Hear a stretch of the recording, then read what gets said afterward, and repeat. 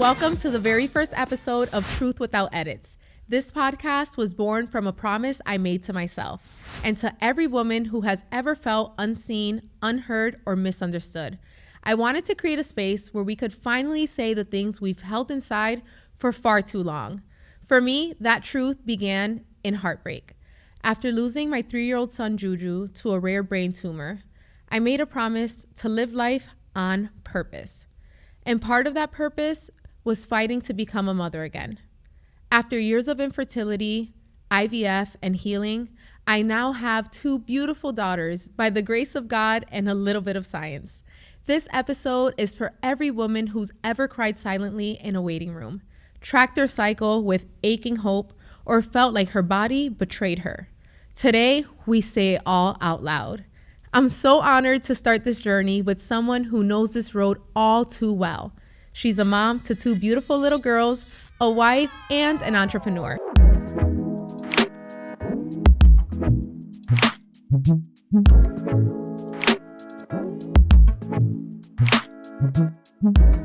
Alicia, welcome to Truth Without Edits.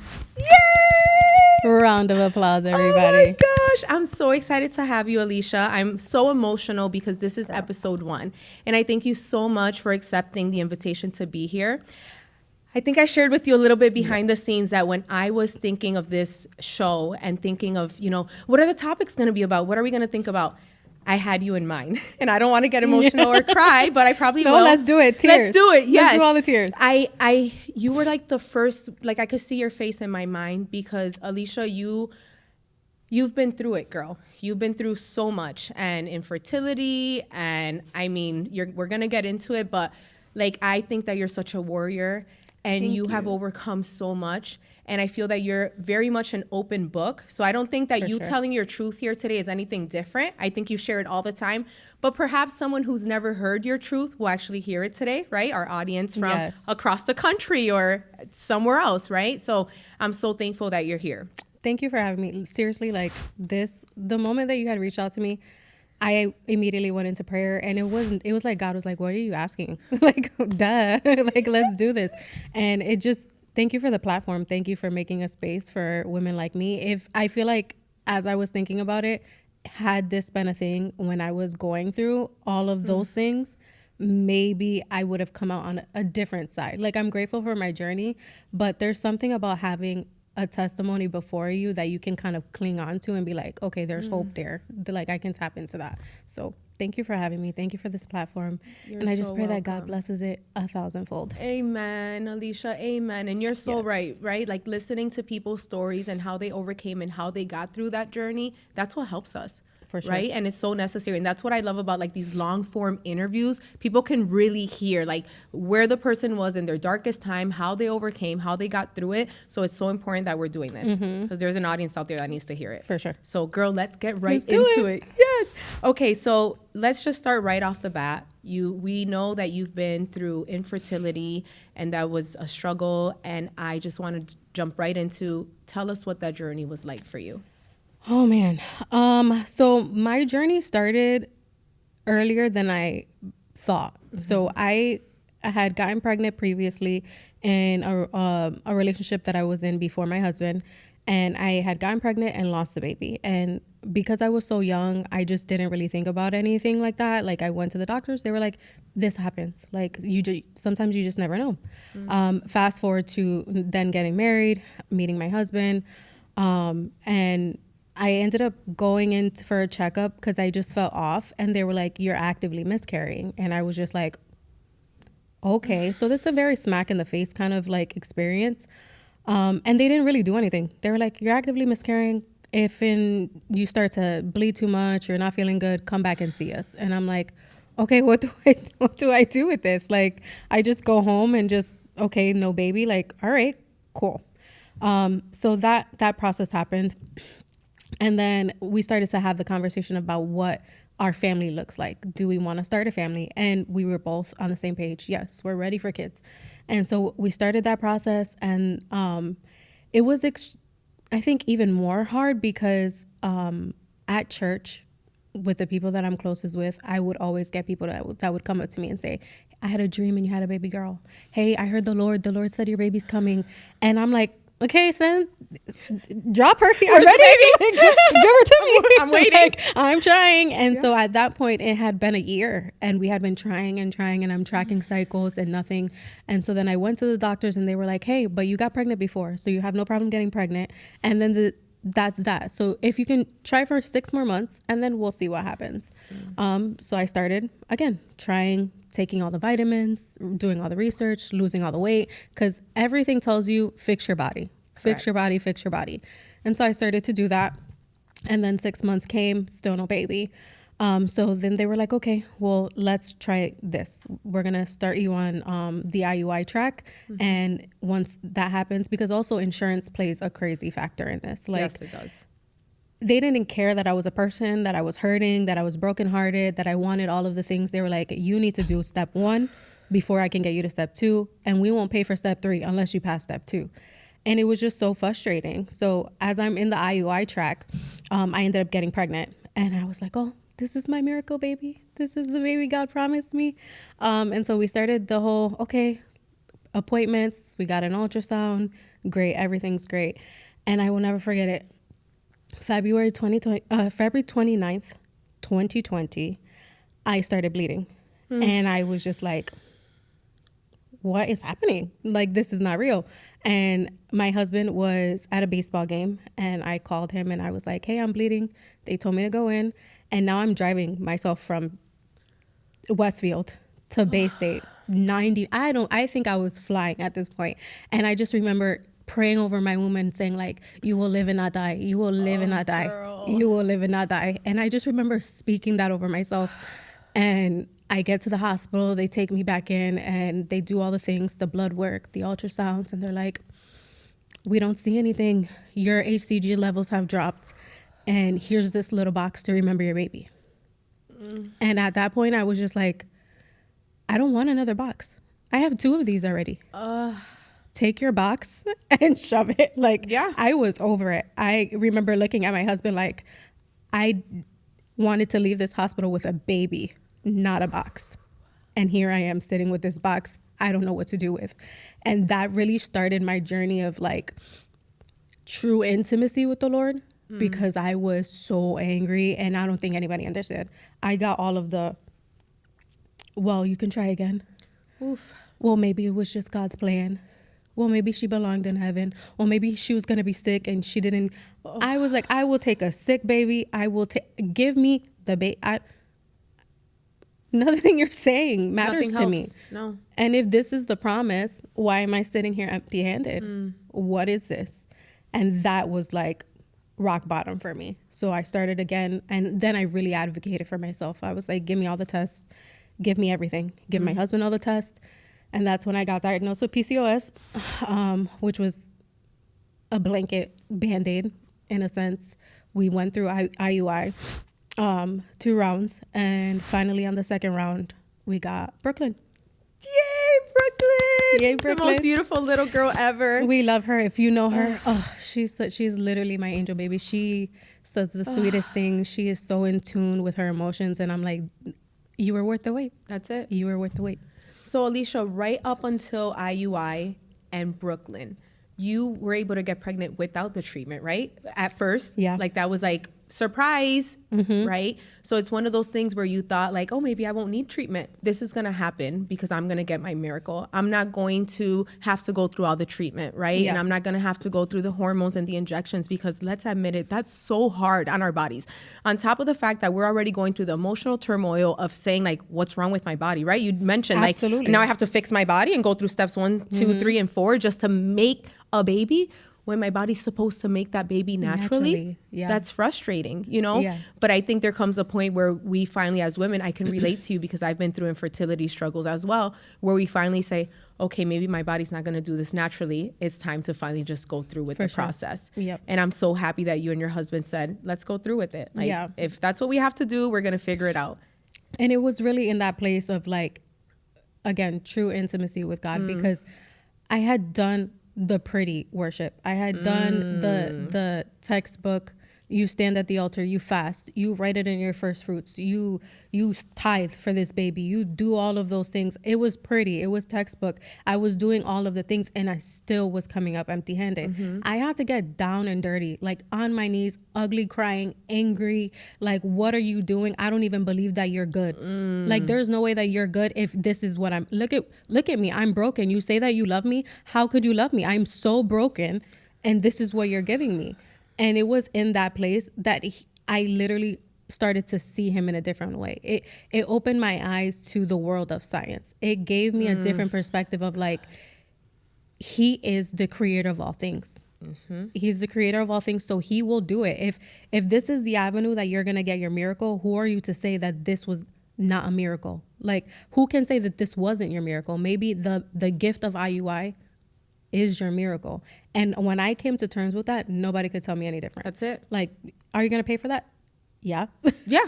Are you going to sit through that? Yeah. Because it was like the analogy, I don't know if you ever heard it, of like this guy is like in a flood and he's on like a house and there's like a boat that goes by and then a airplane and like somebody else, and then he dies, he goes to heaven. He's like, God, I thought you were going to save me. He's like, bro, I sent you a boat, a plane, and 2 guys. Wow. And so that's what I was like, what if this is God? I can't get to heaven and God be like, I told you your baby was going to come via IUI and you decided it wasn't going to. That's it. So I was like, this is it. Let's do it. That's the way you received your miracle. For sure. And why not? Like, that's why science exists, right? That's why I'm always like, I got my kids like with a whole lot of God and a little bit of science, right? Yep. But obviously, like, we believe in God and our higher power, sure, right? And he's the one that makes all things possible. Yeah. And I'm just like, so happy that you can attest to being able to like go through that treatment and get your baby girl out of it. Actually, girls. We just haven't talked about your second baby yet. Yep. But same with me, you know, and I know so many people listening have walked down that same road. How did infertility affect your sense of identity or worth as a woman? Oh my goodness. Like you said, all of the things, like God said, be fruitful and multiply. Hello. Like, the one thing you were created to do, I have a womb, like there's something supposed to happen there, and it's not happening. What's wrong with me? And it was seeing all of the other people get around me get pregnant effortlessly. Like, everywhere I looked, there was another belly, and I was like, oh my goodness, like I'll throw up right now. Like, I don't want to see it. And it wasn't that I was, maybe part of me was a little jealous, like if I'm being completely honest, but it was just like, God, what? You have one job. What about me? What about your promise? What about me? Yeah. And so I started to think about like, okay, what happens to my marriage if I can't be fruitful and multiply? Like, as I'm going through this, I'm in a depression. How do I still be intimate with someone where I don't even love myself? When I feel broken, like I feel useless. The enemy is not only attacking my body, he's attacking my mind. Like, who am I if I cannot be this woman, this mother, this wife? Like, you got married with this idea, because we all do, right? We get married, we have this idea of what life is supposed to be like. We plan this, and then it's like, okay, something's not happening. Like, then what do you do? And I was completely confused. I had no idea who I was. I had to toggle with the idea of like, who are you if this never happens? Are you still Alicia? Like, if you never get that baby, if babies are just not in the cards for you, what do you do? That was like the identity of like, who am I outside of this? And for a long time, I had no idea. I had no idea what would happen if I never got those babies. Because like you said, you got married and you think, I'm going to get married, I'm going to start a family, right? You think I'm going to buy a house, I'm going to white picket fence, like everything. It's supposed to happen. It's supposed to be effortless. Exactly. But then it wasn't. And it was not. And it's like, who am I now? And nobody understands. I feel like unless you are in infertility, unless you've been in it, you don't get it. That was my next question. Did you ever feel like others truly understood what you were going through? No one gets it unless you, it's like a dark humor joke, but like, unless you've lost, unless you're a part of that club, and you don't ever want to be a part of that club, but unless you're a part of that club, you don't get it. Because you don't know what it's like to sit in a waiting room and see babies being rolled in around you. You don't know what it's like to go ultrasound after ultrasound and there's nothing sticking. No one explains to you that you do these injections to beef up your hormones. You already feel pregnant. And then I'm just sitting here and I'm like, wait, but am I? Like, And then you have to tell your mind, no, you just gave yourself a shot to prepare yourself to get to the place that people's body get to naturally. Correct. Because by the time you're 4 or 6 weeks, your bodies have produced so many hormones to already get that egg to stick. And I'm injecting myself with that. And it's a mind game. Like, you have to constantly counteract those ideas and those thoughts. And unless you've sat in that, you don't get it. You don't get it. And you don't know what it's like. Miscarriage, Lord, that pain, that ache.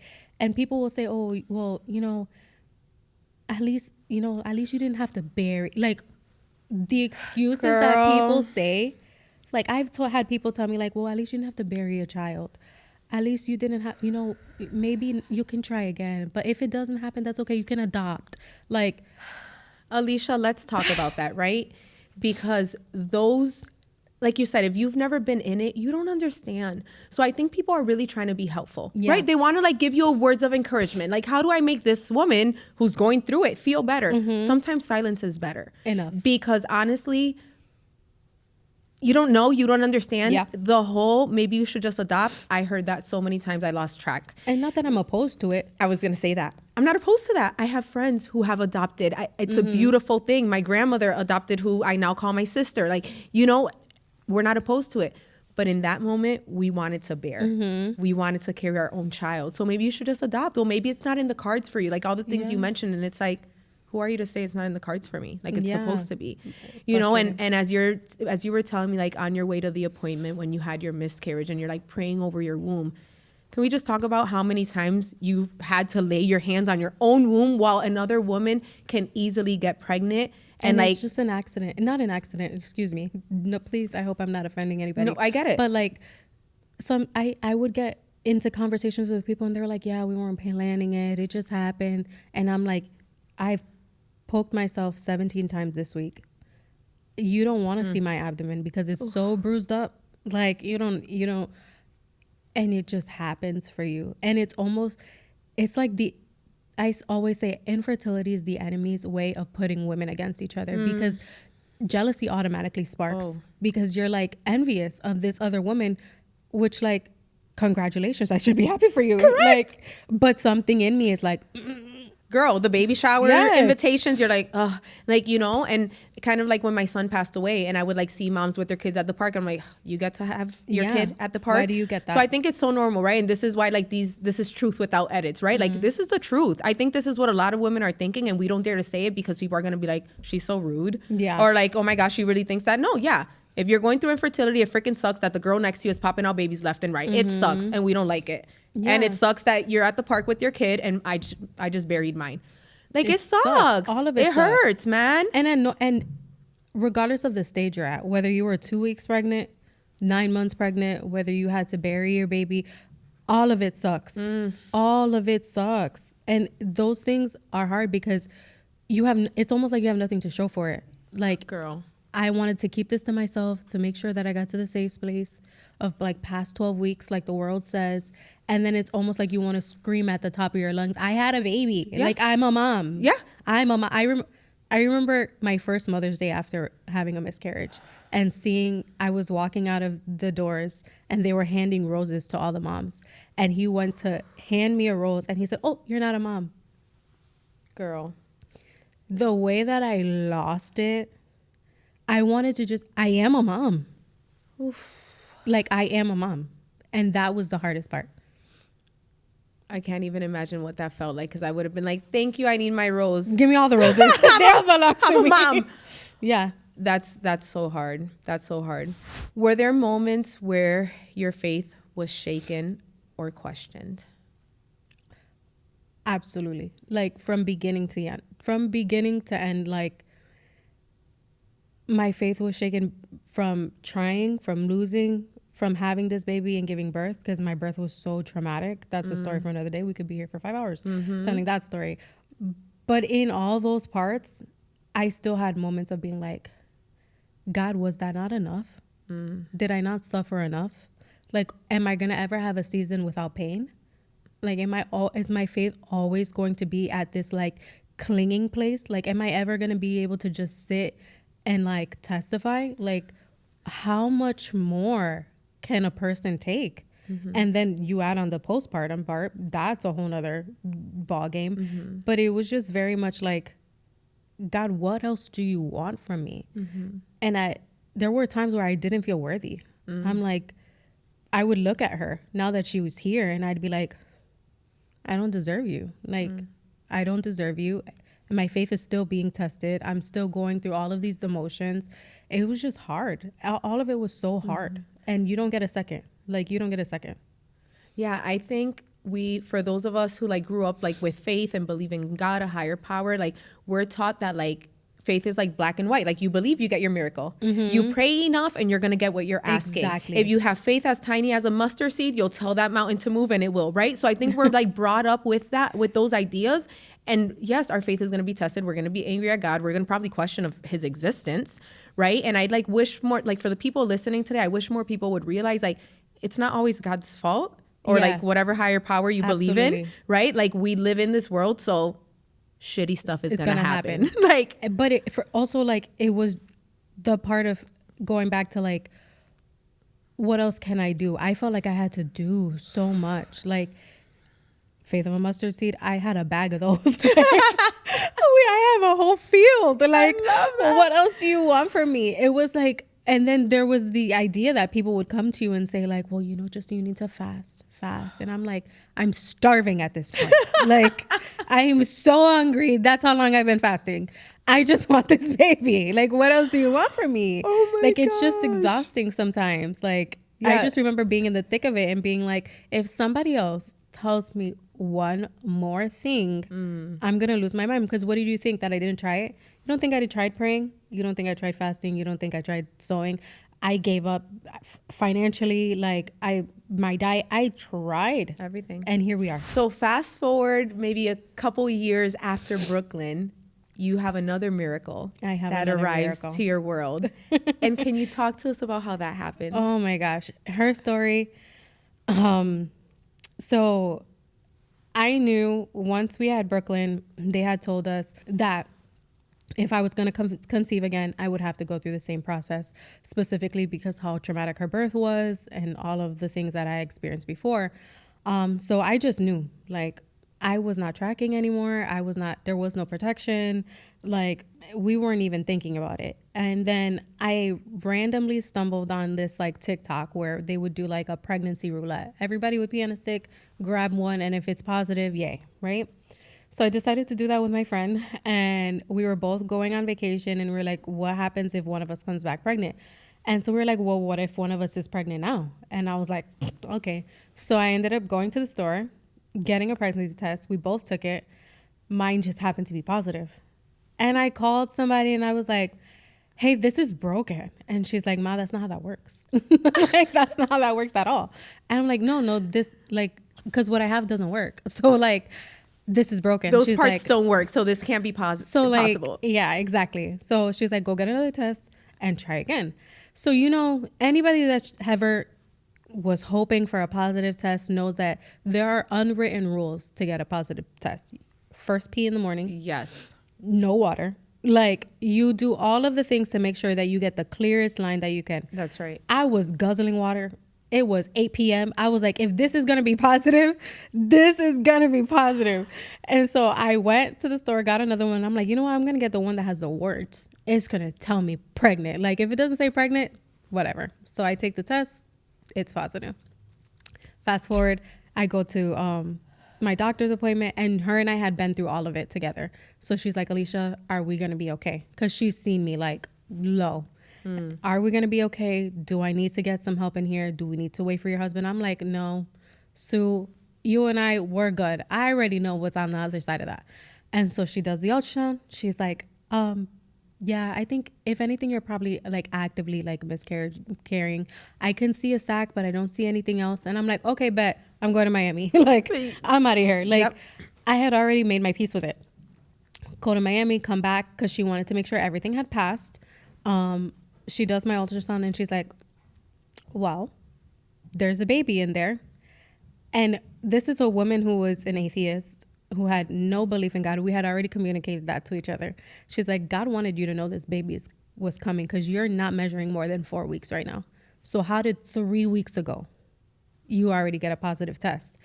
And I was like, you got jokes. You got jokes. My goodness. So that's how Raylan came. Raylan came by surprise. God was like, without the tracking, without everything, without the first pee of the morning, no water to get a positive. Like, it just happened. It just happened. And she is my wild child. Ugh. She is the funniest little girl you'll ever meet. She goes by the beat of her own drum. And that's how she came into this world. She was like, all right, I'm coming down. I remember the day you told me you were pregnant. We were having a quick conversation in the parking lot, and you're like, I don't know how I'm going to do it with 2 under 2. And I'm like, 2 under 2. You're like, yeah, I'm pregnant. I'm like, yes, pregnant. Like, I went wild. Like, I couldn't believe it.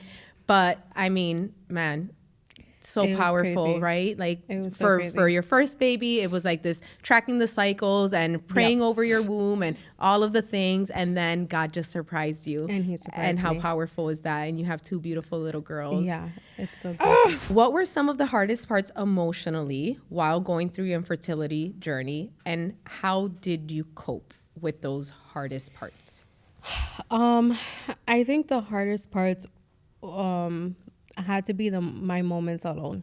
Like, especially for anybody that had to go through infertility during COVID. Both of my girls were born during COVID. That was hard because I didn't have anybody to like hold my hand in the scary moments. When I was going through the testing, when they were checking my fallopian tubes, all of that, I did that alone on a cold bed, and those alone with your thoughts, like. And you don't know if you're going to make it out of there. Mm-hmm. You don't know if, like, they're going to give you bad news again. Even when we got a positive on the IUI and we're going through every appointment. Like, I remember just holding my breath. Like, just holding my breath. Like, God, please let her heart still be beating. Like, please let her still be here. Like, I remember begging and saying, like, I will take the morning sickness. I will lay in bed for 9 months if you ask me to. Like, I will not move. Like, if you just let me keep her. Like keep my baby safe. Just let me keep her. Yeah. All of it. Like, those parts. Because then also people start to see your baby on the outside you're carrying, and they just automatically assume that everything's okay. And they don't realize the trauma of loss and what that does to you. Every moment I was clinging to life. Like, just pray. It got to a point where when she was born, I had the owlet sock that would track her heartbeat and her breathing, and I would put it on her every night. And one night it wasn't working, and she had to be like 4 months. And the panic attack that I had, I was losing it. And in that moment, I remember the Holy Spirit just whispering, "Who is her keeper?" And I had to like, okay, we're going to leave this sock right here. She's going to be okay. She's going to be okay. Yeah. He sent her to me for as long as I have her. That is more than enough. And I'm going to be okay with that. And it literally took that moment for me to like be okay, because even in that, right, it's COVID. I'm like afraid to take my baby out because she's not about to get sick. We don't know what this virus is. All of those things were so hard. So scary. So scary, because then you start to build this paranoia of like, what is life? Like, how do I cope with this? How do I move with this? All of the moments create anxiety and like all of these intrusive thoughts of like what is or what could happen, that you stop actually living. Like, I don't know if I was actively living in those moments. Like, going back, I was very much postpartum, like in the thick of depression, intrusive thoughts, postpartum anxiety. And I was just like, and then everybody around me is like, oh, but your baby's here.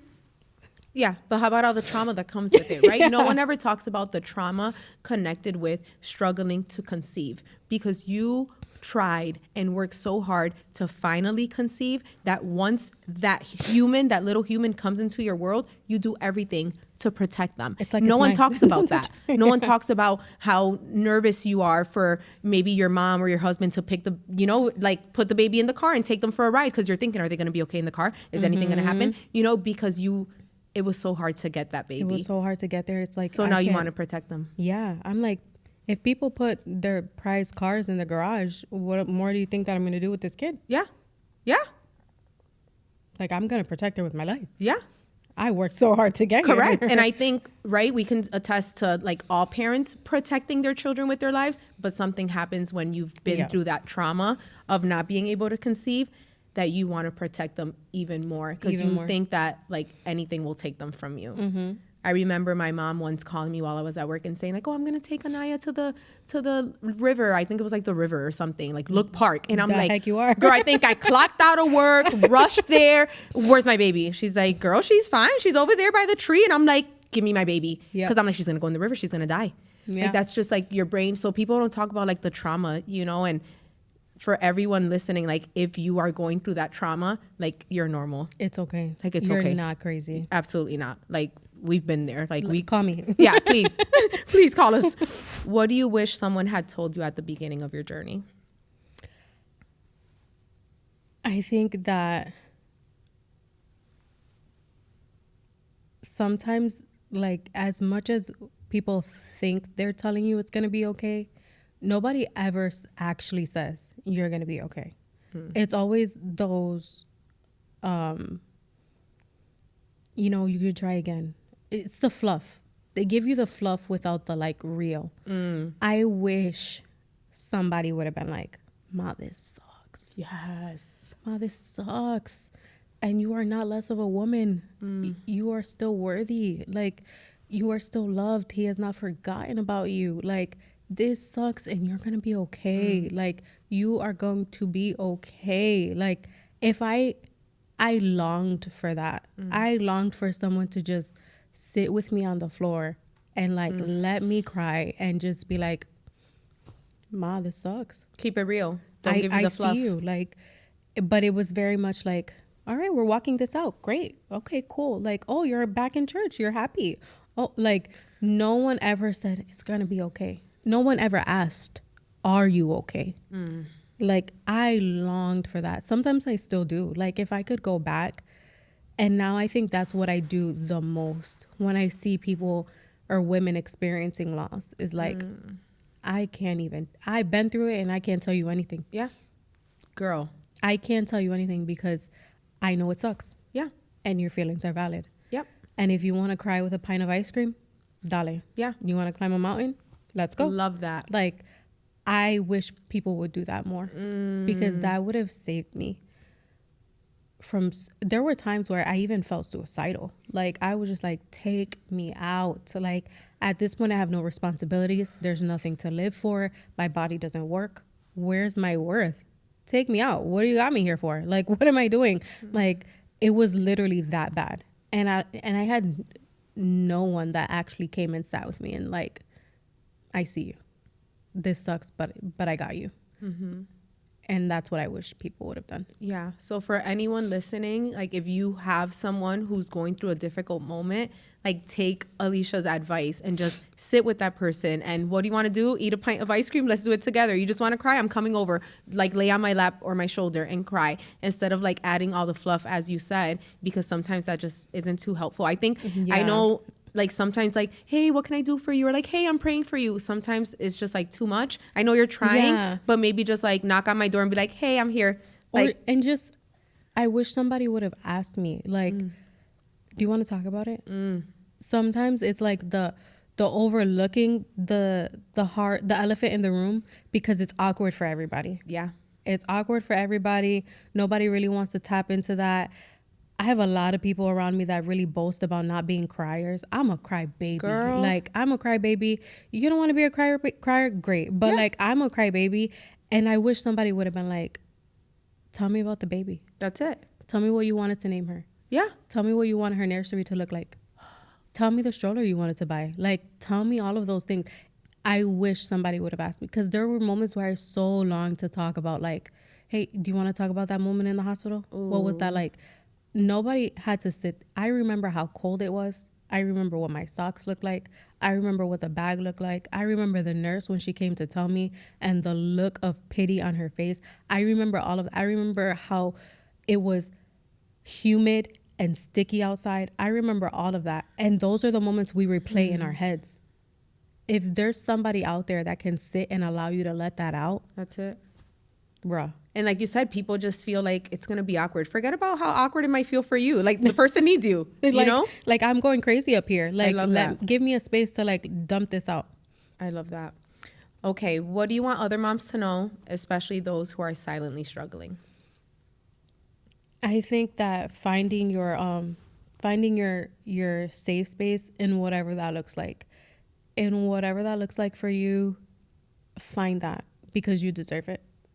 You deserve it. Nobody deserves to struggle silently. Nobody deserves to do this alone. Like, we have gone so long with being quiet and making infertility look like the plague. There's so many of us out here that are going through it, that have been through it. Tap into somebody. Like, the best thing that I could have ever done was post. And sometimes they're like, oh, social media, you tell everything, like, keep quiet. I made one Facebook post, and there's people that I have built a community with that now have their promise, and we get to celebrate that with each other. And the moments where it got ugly and it was sticky, those became like my safe people afterwards. And I'm so grateful for that. So speak up. Don't stay quiet. Don't stay quiet, because you're going to lose your mind. And that's exactly what the enemy would want. There's a testimony like in front of you, and people are going to need to cling on to that. That's it. Alicia, before we wrap up, we're going to ask every guest, what is one truth that you've never said out loud until today? Ooh, what is the one truth? Specifically, going off of what we've been talking about, one truth that I've never told anyone has been that even now that I do have my girls, there are some moments where I'm like, do I deserve this? Could they have been better off somewhere else? Like, was I built for this? And those moments are so difficult to sit in, because it's like I feel guilty sometimes because I tried so hard for them. And then in the hard moments where your toddler's 2 and tantruming, and you lose your patience and you yell really loud, and now it's 8:00 at night, and you're like, is this the moment they're gonna have to talk to their therapist about? Because like, did I just scar them for life? Those are the moments where I'm like, well, maybe that's why God didn't give me a baby. Like, maybe that's why I had to wait for so long, because I look at me now and I still do this to them. So that's my hard truth. And you may think, I freaking suck as a mom. Yeah, Right? for sure. I think a lot of us think that sometimes, Alicia, but I'm going to like give myself a pep talk, and you as well. You don't suck as a mom. I don't suck as a mom. Yeah, We're for just sure. really doing our very best. And our toddlers are little terrorists, and it's freaking hard. And I think mom guilt is so freaking normal. Like, we all go through it, you know, but it's so damn normal to be like, what you said, I think about that so much, and I've never shared that with someone. I've always thought, when Anaya and Alina grow up, will they go to therapy and be like, my mom would do this or say that or act like this? I'm like, oh my gosh, like I'm trying to set a really normal living space. Gentle parent. Yes, so that they don't sit down with their therapist and be like, my mom did this to me. So I think that's For sure. like so universal, you know? Yeah. But you're freaking incredible, girl. Thank you. So are you. I'm like, I love watching you on social media, you know, and like just opening up and sharing your truth with everyone. And thank you for coming on this show today to share your truth. Yes. I cannot wait to hear all of the feedback, and everyone who's gonna, I know, tune in and be like, oh my God, Alicia's story really hit home for me. Thank you for giving me this space. I appreciate it. Absolutely. Great girl talk. Yes. Is there anything that you want to share that I did not touch base on today? I just to anyone that's listening, like you said in the beginning, that feels like they're not seen, they're not heard, like just a reminder that like there's purpose inside of you, regardless of what your circumstance looks like. You are seen, you are loved, you are worthy. There is space for you here on this earth. Like, we want you to stay. Please stay. Like, that's it. And it gets better. There's hope. Amen. Amen to that, girl. Thank you so much for being with us today, Alicia. We love you. Love you. To the woman sitting in yet another waiting room, holding back tears, this one was for you. Infertility doesn't mean you're broken or less of a woman or unworthy of motherhood. You are more than the test results, more than the doctor's notes, more than the months marked by disappointment. You're strong, even when you feel fragile. You're worthy, even when the world tells you to just relax. You're not alone, even if it feels like no one could possibly understand. And sometimes the bravest thing you can do is just keep hoping. To anyone listening who's still believing for their miracle, I see you. Alicia sees you. Your story is not over. There's still room for joy, healing, and hope. Until next time, truth tellers, keep showing up loud and unedited.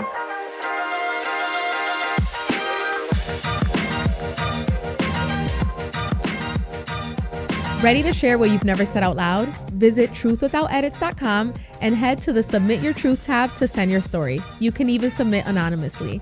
While you're there, feel free to check out our merch, stream the latest episodes, and join a community that's finally saying it all. Don't forget to subscribe and follow the show so you can stay in the know and be the first to hear when new episodes drop. Until next time, truth tellers, keep showing up loud and unedited.